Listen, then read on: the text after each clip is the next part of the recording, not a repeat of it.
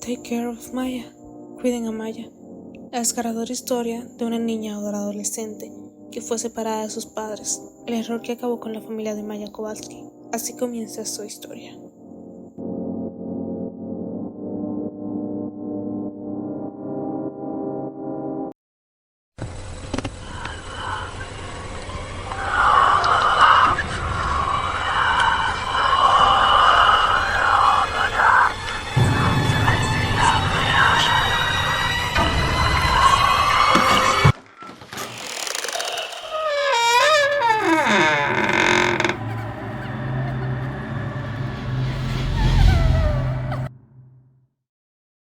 Maya nació en San Petersburgo, Florida, en 2006. Su madre, Elvira, nació en Polonia, pero se trasladó a Estados Unidos cuando era adolescente. Estudió en la escuela de enfermería antes de obtener el título de enfermera y acabar casándose con el bombero Jas Kowalski. Al principio la pareja tuvo dificultades para concebir antes de que naciera Maya y su hermano pequeño llamado Kylie. ¿Qué le pasó a Maya Kowalski? Era un fin de semana en 2015 cuando Maya comenzó a sentirse realmente enferma. Había estado jugando junto a su hermano con bengalas cerca de su casa cuando sufrió un ataque asmático. En las siguientes semanas, Maya también comenzó a quejarse de otros síntomas, incluyendo visión borrosa y una sensación de ardor en sus pies. Se puso tan mal que ni siquiera era capaz de andar. Las imágenes causaban desesperación, sufrimiento y contribuían las peores pesadillas de todo padre. Vida Kowalski está sentada en el consultorio de un médico, el último de una larga fila de consultorios de médicos, junto a su hija. La niña aún no cumplía los 10 años, pero su energía antes viva se desvanecía ante los ojos de su familia. Vira y su familia, el bombero retirado Jack, habían observado cómo Maya empezó a sufrir dolores de cabeza y lesiones y sus pies se giraban hacia adentro a medida que el movimiento de sus piernas se deterioraba. En el documental hecho por Netflix se cuenta que tal era el dolor que la madre de Maya podía oír gritar a su hija en su habitación por las noches. Aunque Vira era enfermera, estaba desconcertada por los síntomas de su hija.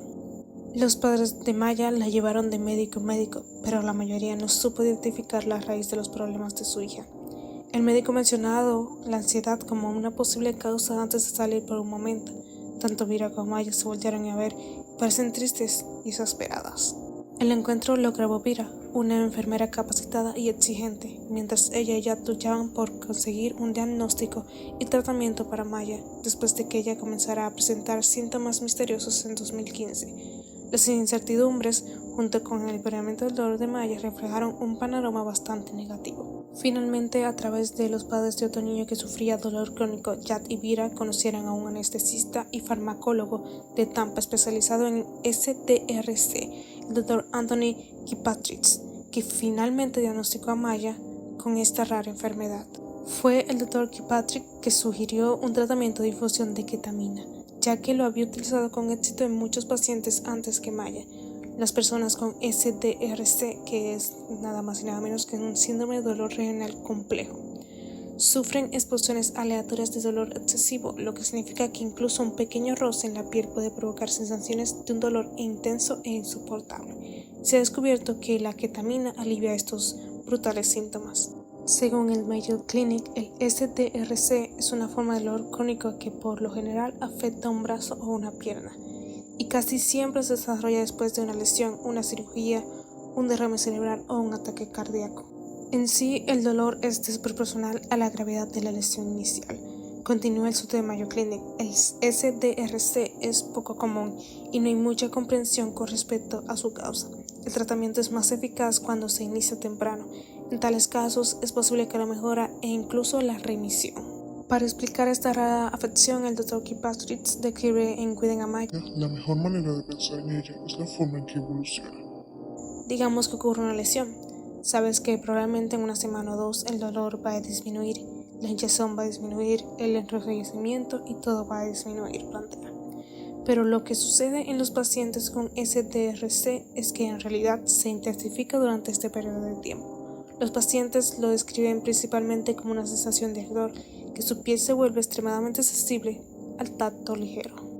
Después de la evolución inicial de Maya, de hecho parte de su video de evolución se incluye en el documental, me quedó claro que debido a la magnitud de sus síntomas, las lesiones, esta sensación de ardor en las piernas y el dolor en todo su cuerpo, Maya tenía STRC avanzado y tuvimos que adoptar un enfoque agresivo de inmediato. Había que controlarlo, evoca. Los tratamientos fueron extremos y requirieron decisiones difíciles, dada la gravedad de los síntomas de Maya.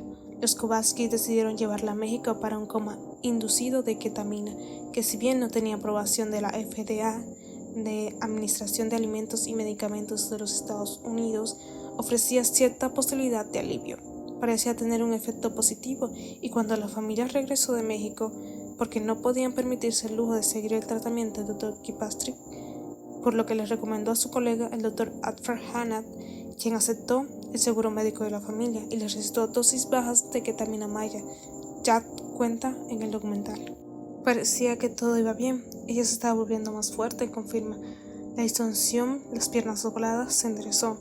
No podía mover las piernas, pero sí los brazos, y le iba muy bien. Volvió a la escuela, a reír y a jugar.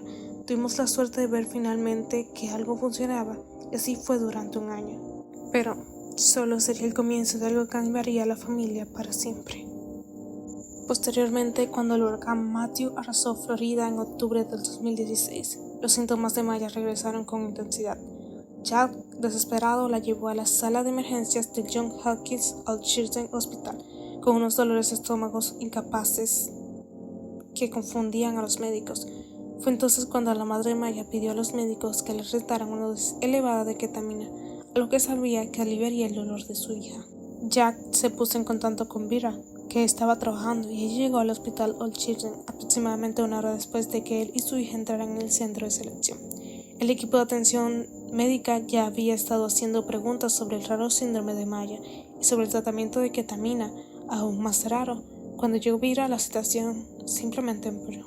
Preocupadísima por su hija e íntimamente familiarizada con su tratamiento y explicándole con autoridad, Vera nunca podría haber imaginado que sus exigencias por la salud de su hija rápido se convertiría en un bogey que destruiría a su familia, su salud y la llevaría a quitarse la vida.